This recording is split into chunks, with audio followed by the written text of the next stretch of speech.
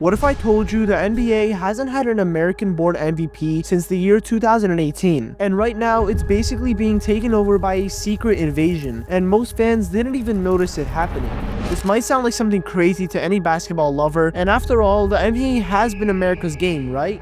Well, buckle up because an army of players from Europe have quietly taken over to dominate the league. And it's pretty crazy to think that the last 7 MVP awards in a row all went to players born outside of the United States. Those MVP trophies are now with players from all different types of countries like Serbia, Greece, and even Canada. Instead of California or New York, it really seems unbelievable. But it's true, Europe has secretly taken over the NBA, changing the face of basketball's highest level. But how did this all happen? How did players from overseas go from being considered long shot underdogs to becoming the kings of the court? Today, we're going to uncover the story behind this dramatic hoops revolution, and we'll travel back to when American players ruled the NBA and see how the first European pioneers cracked the NBA code. We'll meet the new superstars from across the Atlantic who are now outshining their American counterparts on basketball's biggest stage, and of course, we'll explore the why behind it all, the subtle differences in training, style, and even culture that gave the Europeans an edge, and how the NBA itself changed to embrace a more global game. By the end of this, even if you're not a basketball fan, you'll understand how a sport once dominated by American legends like Michael Jordan and even Kobe Bryant is now being led by names like Giannis Antetokounmpo, Luka Doncic, and even Nikola Jokic. It's a story of underdogs, innovation, and a quiet revolution on the basketball floor. So whether you're a die-hard NBA fan or someone who just doesn't know anything about the NBA, stick till the end because this story will exceed your expectations. The game of basketball was born in America, and for decades, the NBA was almost entirely an American show. In the 20th century, if you looked at NBA rosters, nearly every name was homegrown in the USA. The idea of a European player starting in the NBA felt about as likely as snow in July, which is basically never. In fact, for a long time, there were very few international players at all, let alone Europeans in the league. Back in 1990, for example, there were only around a dozen players from all of Europe in the entire NBA. Those early international players were often seen as curiosities or long shots. There was a belief that non-American players were not tough enough or athletic enough to hang with the American-born stars. Just look at Shaq. He really dominated the court compared to any other center that was born international. Many American fans and even players carried a stereotype that European basketball was very soft. It was less physical, and thus Europeans would struggle in the rough and tumble NBA. But that was back then when the NBA was much more rough, and now it's much more soft, which is getting to the reason why European players are secretly taking over. But even in those early days, a few bold European players were dreaming of breaking through. One of the first to make a splash was Drazen Petrovic from Croatia. In the late 1980s and early 90s, Petrovic came to the NBA and showed flashes of brilliance as a sharpshooter, earning the nickname Mozart of basketball for the way he orchestrated plays on the court. But sadly, his career was cut short by a tragic car accident. But Petrovic's success sent a clear message. It was that European players could play this game at a high level, and around the same time, other Europeans like Sarunas Marciulionis, I don't know which last name is harder to pronounce, that or Giannis's. But let's get back into the video. And Vlade Divac were also proving they belonged in the league. They weren't superstars, but they were solid contributors and fan favorites. The door to the NBA had cracked open for Europe, even if it was just a little. Then came the 1992 Barcelona Olympics, the famous Dream Team tournament. The USA's roster was filled with the NBA legends like Michael Jordan, Magic Johnson, and Larry Bird, and they steamrolled every international opponent. But while the Americans dominated on the court, something interesting was happening off the court. Young players all over Europe were watching. Seeing the best of the NBA up close was like a masterclass for international players. It really inspired a generation across the ocean to work even harder on their game. The Dream Team's display of greatness actually fueled more global ambition to one day compete with them. Throughout the 1990s, we saw a few more European players get into the NBA, like Toni Kukoc, a versatile forward from Croatia. He joined Michael Jordan's Chicago Bulls and became a great six-man. He even won Six-Man of the Year award in 1996. And another player, Detlef Schrempf from Germany, was another trailblazer. He made multiple All-Star teams and also snagged the Six-Man of the Year award twice in the early 90s. These players were very important because they showed that European imports could adapt and even thrive in the American style of play, but still, they were generally seen as bench players and not the main stars. By the end of the 90s, however, the stage was set for something big. The number of European players in the league had grown, from just a handful to a few dozen. NBA teams were becoming more open-minded about scouting overseas and looking for talent in places they never had before. The skepticism was really fading. The question was no longer if European players could succeed, but it was if a European would rise to true stardom in the NBA. And right on cue, as the new millennium arrived, so did the wave of European superstars that would forever change the NBA landscape. In the early 2000s, the NBA got its first real taste of European stardom. This wasn't a trickle of role players, this was a wave of talented European players who would go on to become all-stars, MVPs, and even NBA champions. If the 90s barely opened the door for them, then the 2000s blew the door off its hinges. One of the biggest game changers was a lanky, 7-foot-tall kid from Germany named Dirk Nowitzki. When Dirk was drafted by the Dallas Mavericks in 1998, not many expected he'd become an all-time great. He was a skinny and shaggy-haired teenager who spoke English with a thick accent and had never played in the US. But despite all this, Dirk quickly proved the doubters wrong. He possessed a nearly unblockable jump shot, including his signature one-legged fadeaway and a very competitive fire to match any American player. And over the years, Dirk racked up scoring titles and all-star appearances.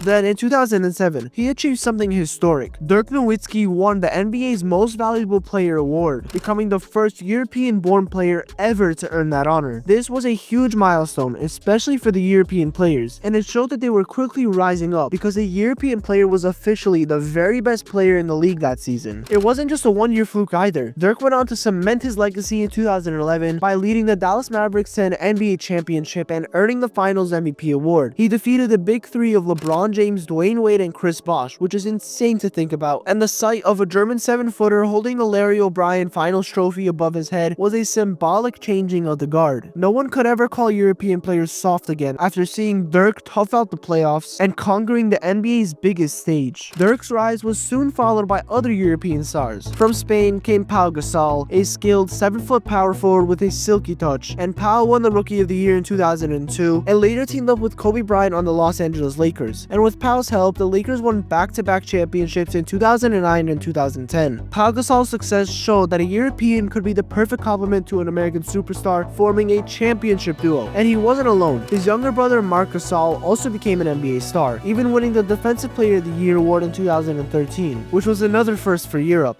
Meanwhile, France gave the NBA a lightning-quick point guard named Tony Parker. Tony joined the San Antonio Spurs as a 19-year-old in 2001, and under a legendary coach, Greg Popovich, he blossomed into one of the league's top guards. With Parker running the offense, the Spurs won 4 NBA championships in the 2000s and 2010s. Parker made history as well by becoming the first European to win the NBA Finals MVP award, and after he led the Spurs in a sweep of the Cleveland Cavaliers in the finals, this was another jaw-dropping moment. A kid from France who had once been doubted for being too slight and too foreign was now the best player in the championship series. These players like Dirk Nowitzki, Pau Gasol, Tony Parker, and others like Manu Ginobili from Argentina, not Europe, but part of the international wave, and Yao Ming from China, proved that the NBA was no longer exclusively America's domain. They were winning awards, ringing up championships, and earning respect league-wide. Importantly, they also inspired more young players back home in Europe. If a teenager in Slovenia watched Dirk Nowitzki or Pau Gasol become an NBA superstar, it really expanded their dreams and showed proof that anything is possible. Suddenly being an NBA great wasn't just an American dream, it could be a European dream too. The data shows just how much things had changed. By the late 2000s, the number of European players in the NBA had exploded. In the 2017-18 season, there was a record 74 European players on NBA rosters. Compare that to just about 12 or so in 1990, that's a real invasion. Every NBA team, it seemed, had at least one European player contributing. The old stereotype that European players were merely outside shooters or role players was shattered. They came in all shapes and sizes, from sharpshooters to bruising rebounders, crafty point guards to rim protecting centers, and they were here to stay. It wasn't just about numbers, it was about impact. European players were no longer content to be supporting role players. They were aiming for the center stage. They wanted to be the stars. And as the 2010s rolled in, a new generation of European stars took that stage with authority, essentially taking over the league spotlight. If the 2000s were the first act of the European takeover, the 2010s and 2020s have been the grand finale, with European players winning the biggest awards and being hailed as the best basketball players on the planet. Let's meet these new kings of the NBA, who originate from the other side of the Atlantic Ocean.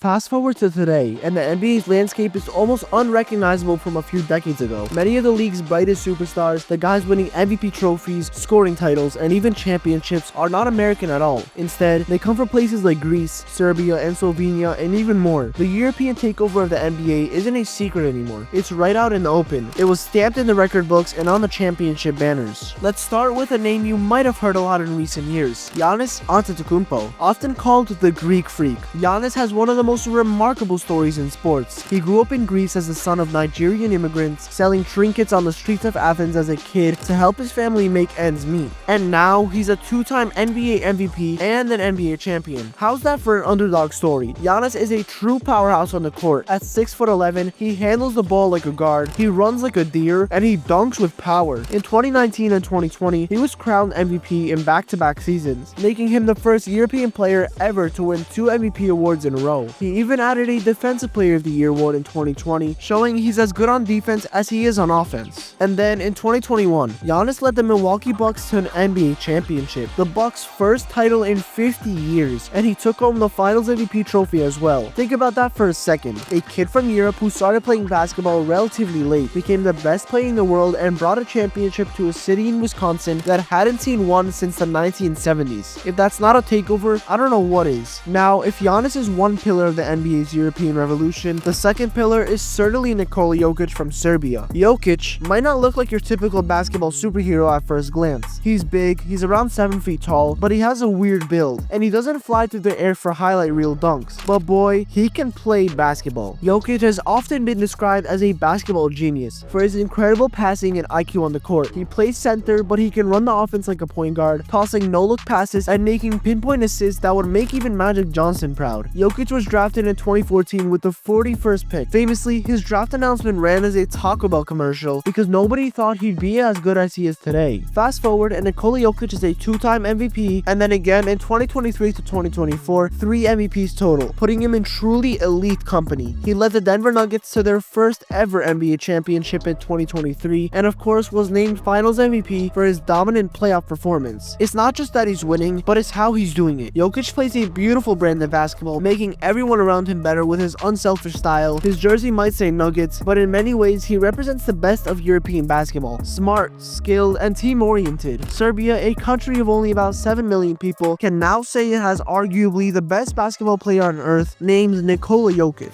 And we can't talk about the European takeover without mentioning Luka Doncic. Luka is a phenom from Slovenia, a country of just 2 million people. If Jokic and Giannis are already proven champions, then Luka is a prodigy who many believe will be a future MVP and champion as well. And what's remarkable about Luka Doncic is how quickly he ascended. By the age of 19, he was dominating games against grown men in the EuroLeague and won the EuroLeague MVP and championship. He entered the NBA in 2018 with the Dallas Mavericks and took the league by storm, winning Rookie of the Year and putting up monster stats. Luka plays with a flair and confidence that makes him a thrill to watch. Step back three-pointers, crafty drives, and passes that few can see coming. He's been an all-star multiple times already and has numerous buzzer-beating game winners to his name, and even though he hasn't won an MVP yet, he's consistently in the conversation. To many fans around the world, Luka represents the next generation. He grew up watching guys like Dirk Nowitzki and dreaming of the NBA, and now he's living that dream and pushing it even further. But beyond these 3 superstars, there's a bunch of European talent in the NBA. Players like Rudy Gobert, Victor Wembanyama, which I want to talk about, Domantas Sabonis, Lauri Markkanen, Franz Wagner, Alperen Sengun, you get it. In total, there are over 60 European players currently on NBA rosters, representing 26 different countries. But perhaps the clearest sign of Europe's takeover is this simple fact which I spoke about in the beginning. This is the NBA's most sought-out individual award, the MVP. It has been dominated by international players in recent years, and especially Europeans. Since James Harden won in 2018, every MVP has been a foreign-born player. Giannis won it twice, Jokic won it multiple times, and in this season, even a Canadian, Shai Gilgeous-Alexander, took the honor. No American-born player has lifted that trophy in a surprisingly long time, and it's as if the basketball world flipped upside down. The NBA used to export its stars to impress the world, and now the world is sending its stars to impress the NBA. So how did we get here? What's behind this changing of the guard? To really answer that, we need to not look just at who these players are, but how they play and how they learn to play. This means examining the differences between European basketball and American basketball, and how those differences might have secretly given Europeans an edge. This is where the story gets even more interesting, because it wasn't just chance or luck. luck. There are many reasons Europe has produced such fundamentally strong players, and let's dig into the secret sauce that's been brewing in Europe's hoops culture. Of course, number one is their team play and fundamentals. They play like a team. They're not selfish at all, and they have very good team chemistry. Number two, their training and very young development. Players start much younger, and even though players from America start young as well, players from Europe